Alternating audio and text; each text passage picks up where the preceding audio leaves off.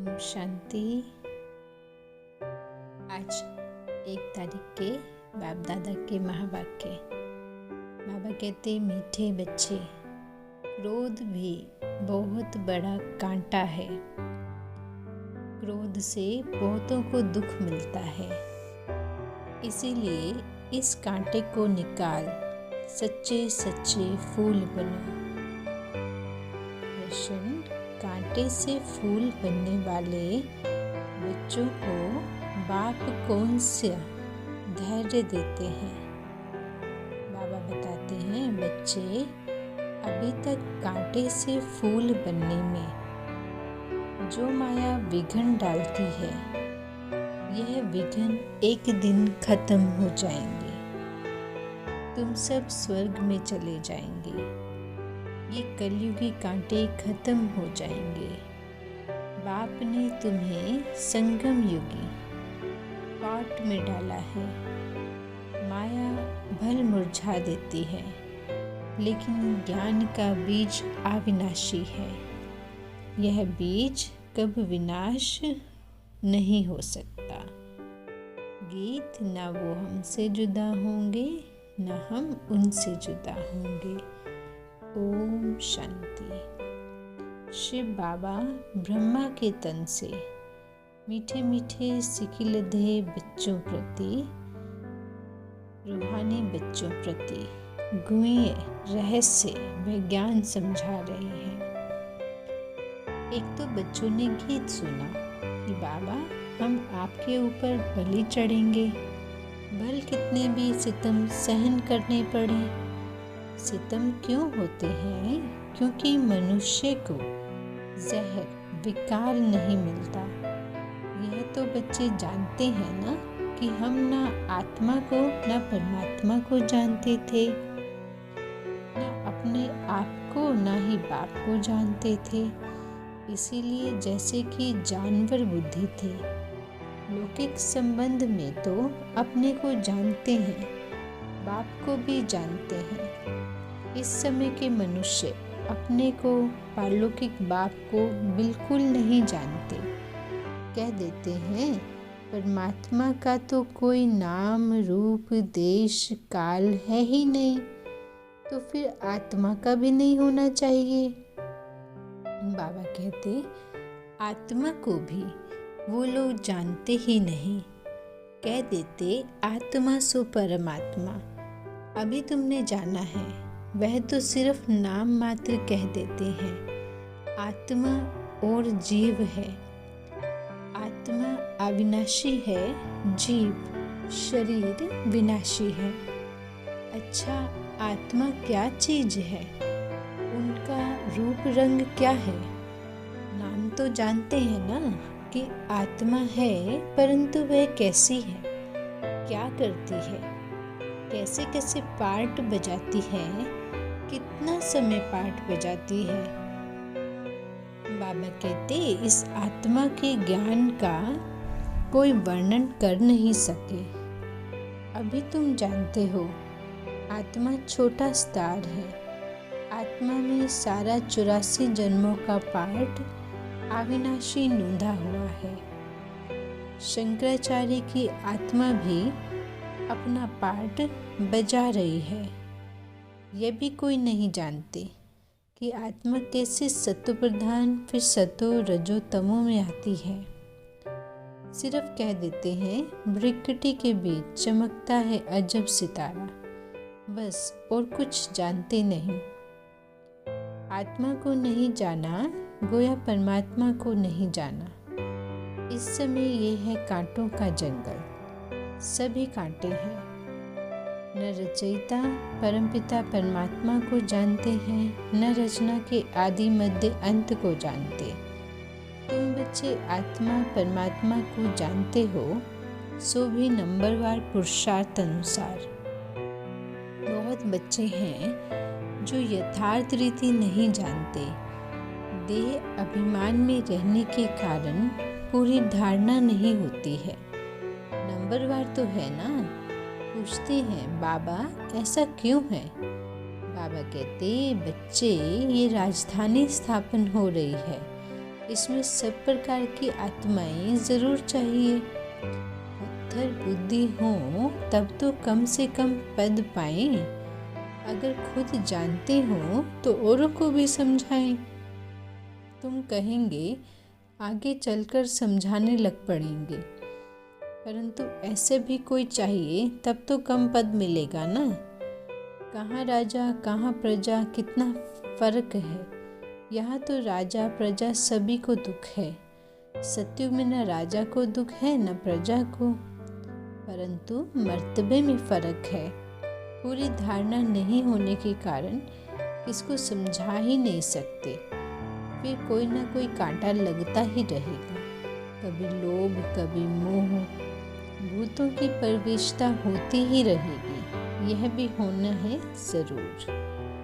तुम हो प्रजापिता ब्रह्मा कुमार कुमारियाँ। प्रजापिता का बाप कौन है? शिव बाबा। बाकी शिव का बाप कोई होता नहीं। ये ब्रह्मा विष्णु शंकर भी शिव की रचना है। तो सब हो गई आत्माएं। परमपिता परमात्मा एक है।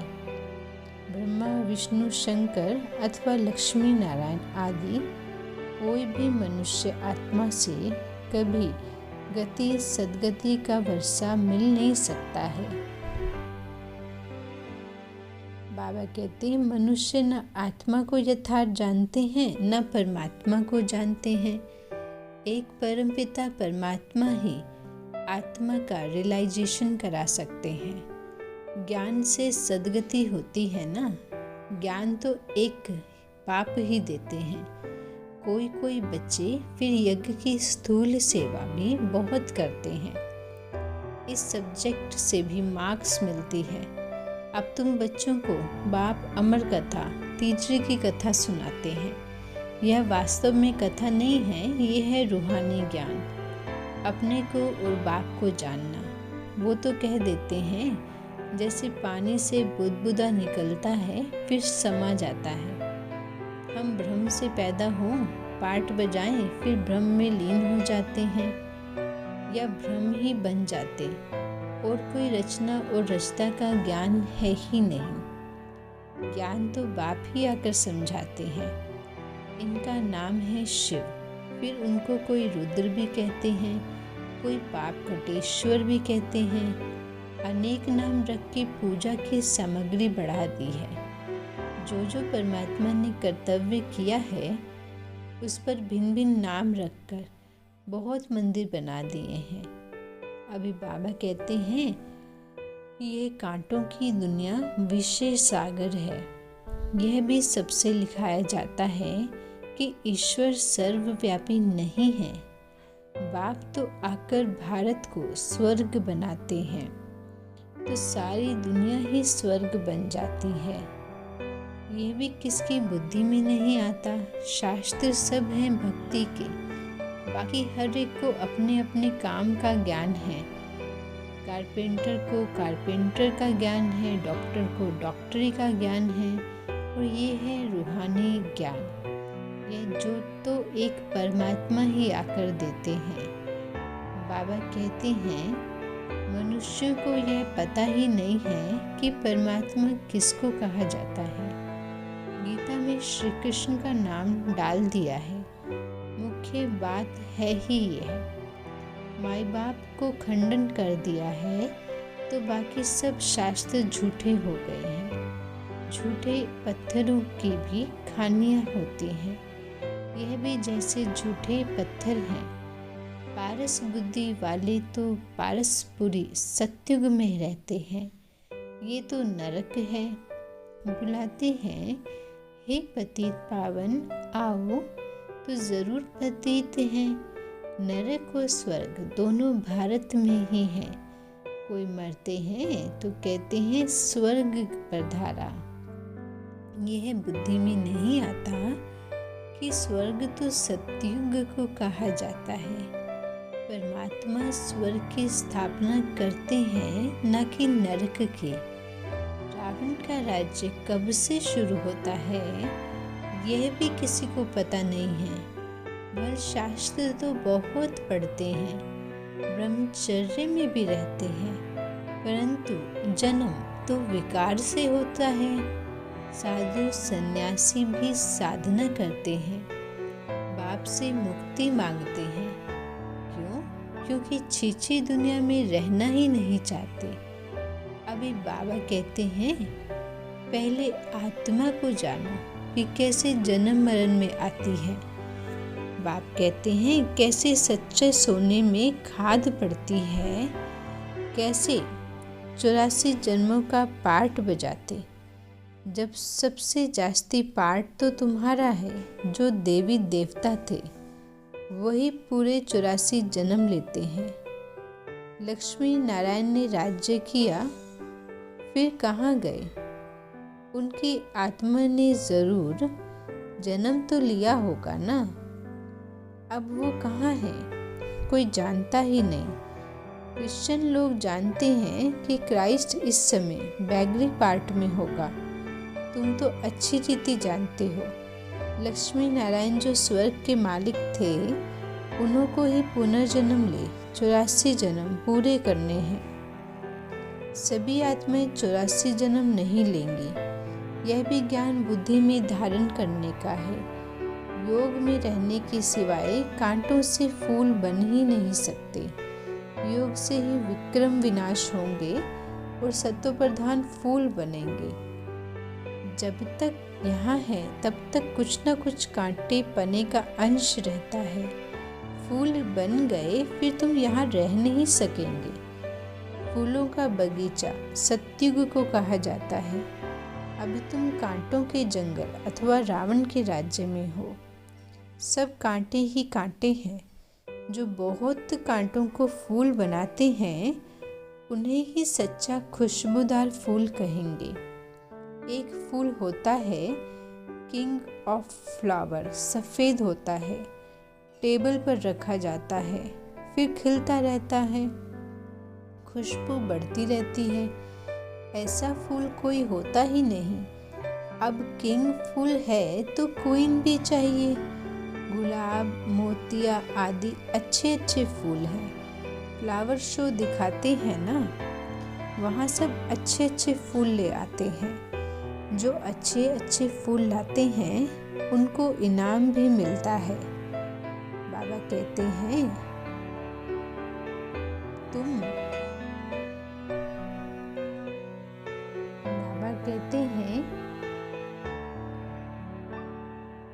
तुम भी फूलों का बगीचा बनाते हो, शिव पर फूल चढ़ाते हो। बाबा ने समझाया है, मैं यहाँ तुम बच्चों को फूल बनाने का पार्ट बजाता हूँ। बाबा कहते हैं, मैं जानता हूँ कि कौन गुलाब के फूल हैं, कौन मोतियाँ हैं, कौन रतन जोत हैं, कौन अक है। बाबा कहते सबसे छीछी होता है अक। उनकी चलन ही कांटों की मिसल होती है। कोई कोई बहुत तीखे कांटे हैं। क्रोध भी एक कांटा है ना, बहुतों को दुख देते हैं। अभी तुम कांटों की दुनिया से किनारे में हो, संगम पर हो, कांटों से फूल बन रहे हो। जैसे माली कांटों को निकाल फूलों को अलग पॉट में रखते हैं, तुमको भी बाबा ने अलग कर दिया है। तुम संगम पर हो, तुम्हारी मरम्मत होती रहती है, फिर भी माया कांटा बना देती है। बाबा कहते फिर भी एक बार हमारा बन गया ना, तो यह माया के विघ्न भी एक दिन खत्म हो जाएंगे। फिर यह जो पाठ में लगे हुए फूल हैं वो सब तो स्वर्ग में चले जाएंगे। बाबा कहते हैं कलयुगी कांटे जो हैं ये तो सब भस्म हो जाएंगे। तुम कितने थोड़े फूल हो, तुम्हें संगम युगी पोट में डाला है ना, बीज बोया हुआ है। माया का तूफान लगता है तो मुरझा देते हैं, फिर भी अविनाशी ज्ञान का बीज एक बार डाला है तो वो विनाश नहीं होता है। बाप बैठ बच्चों को समझाते हैं, तुम बच्चों को बहुत बहुत निडर बनना है। बाबा कहते हैं कि यह लिख दो कि हर 5000 वर्ष के बाद ये मेला प्रदर्शनी हम इस संगम पर दिखाने आए हैं। यह तो लिखना है कि यह लड़ाई 5000 वर्ष के बाद लगती है। पुरानी दुनिया को नया बनाना या नर्कवासियों को स्वर्गवासी बनाने। बाबा डायरेक्शन तो बहुत देते हैं, युक्तियाँ तो बहुत सहज बताते हैं। बाप को याद करो और स्वर्ग की बादशाही लो। मनुष्य तो पानी में डुबका मारते रहते हैं, सो भी सागर में जाए ना। नदियाँ सागर से तो निकलती हैं। नदियों का बाप सागर है ना, वहाँ जाकर स्नान करो। परंतु सागर तो खारा है, इसलिए मीठी नदियों में स्नान करते हैं। अभी तुम हो ज्ञान सागर के बच्चे। ज्ञान सागर पतित पावन बाप है, तुम उनके बच्चे। तो कितना जास्ती पुरुषार्थ सर्विस करेंगे। जो जितनी जास्ती सर्विस करेंगे तो समझा जाएगा ये अच्छा फूल है। प्रदर्शनी में भी घड़ी घड़ी अच्छे फूलों को बुलाते हैं, समझते हैं फलाने हमसे होशियार हैं। परंतु होशियार का फिर रिगार्ड भी रखना चाहिए। बाबा हमेशा समझाते हैं, कभी क्रोध नहीं करो, प्यार से समझाओ। क्रोध कोई करता है तो बाबा समझते हैं इनमें कड़ा भूत है। माँ बाप पर भी क्रोध करने में देरी नहीं करते हैं और ही दुर्गति को पालेंगे। गरीब निवास कब गरीबों पर क्रोध करेंगे क्या? गरीब निवास बाबा आए ही हैं गरीबों को साहूकार बनाने। यहाँ जो पदम पति हैं दूसरे जन्म में नौकर चाकर बनेंगे। गरीब जो अच्छी रीति पढ़ेंगे वो जाकर राजा रानी बनेंगे। ऐसे भी सेंटर्स पर आते हैं जो ईश्वरीय सेवा में कुछ नहीं देते हैं। उनको पता ही नहीं कि थोड़ा भी बीज बोने से हमारा भविष्य कितना ऊंचा बनेगा। सुदामा का मिसाल है ना। ईश्वर अर्थ दान करते हैं, समझते हैं दूसरे जन्म में फल मिलेगा। बाबा लिख देते हैं, बच्चे तुमको एक ईंट के बदले महल मिल जाएगा। यहाँ कोड़ियाँ देते हो ना, वहाँ हीरे बन जाते हैं। इसीलिए चावल मुट्ठी का गायन है। गुरु नानक के टिकाणे में जाते हैं, कुछ न कुछ रखते ज़रूर हैं, परंतु यहाँ तो बाप दाता है ना। अच्छा, मीठे मीठे सिकलधे बच्चों प्रति माता पिता बाप दादा का याद प्यार और गुड मॉर्निंग। रूहानी बाप की रूहानी बच्चों को नमस्ते। हम रूहानी बच्चों की मीठे मीठे रूहानी बाप दादा को याद प्यार गुड मॉर्निंग, नमस्ते बाबा, नमस्ते बाबा, नमस्ते। धारणा के लिए मुख्य सार है, बहुत बहुत निडर बनकर कांटों को फूल बनाने की सेवा करनी है। सब में अविनाशी बीज ज्ञान का बोते ही रहना है। क्रोध का बहुत बड़ा कांटा है, उसे छोड़कर बहुत बहुत प्यारा बनना है। प्यार से सर्विस करनी है, सर्विसेबल का रिकॉर्ड रखना है। वरदान, सर्व के गुण देखने व संतुष्ट करने की उत्कंठा द्वारा सदा एक रस उत्साह में रहने वाले गुण मूर्त भव। सर्व के गुण देखने व संतुष्ट करने की उत्कंठा के द्वारा सदा एक रस उत्साह में रहने वाले गुण मूर्त भव। सदा एक रस उमंग उत्साह में रहने के लिए जो भी संबंध में आते हैं उन्हें संतुष्ट करने की उत्कंठा हो। जिसको भी देखो उससे हर समय गुण उठाते रहो। सर्व के गुणों का बल मिलने से उत्साह सदा काल के लिए रहेगा। उत्साह कम तब होता है जब औरों के भिन्न भिन्न स्वरूप भिन्न भिन्न बातें देखते हैं, सुनते हो, लेकिन गुण देखने की उत्कंठा हो तो एकरस उत्साह रहेगा और सर्व के गुण देखने से स्वयं भी गुण मूर्त बन जाएंगे। स्लोगन है, बेहद के वैराग्य वृत्ति का फाउंडेशन मजबूत हो तो सेकंड में अशरीरी बनना सहज है। ओम शांति।